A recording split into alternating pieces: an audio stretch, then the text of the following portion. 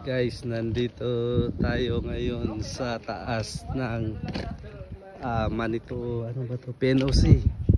At mayroon siyang view deck. Oh, niyog lang pero matibay pa.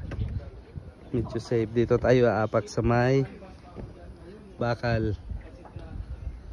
Guys, ayan ang Sorsogon Bay. Aha, nandito tayo ngayon sa taas ng PNOC.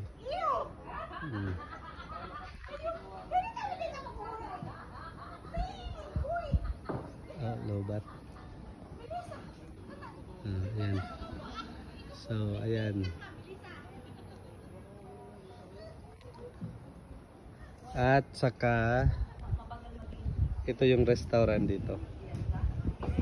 Hindi makita.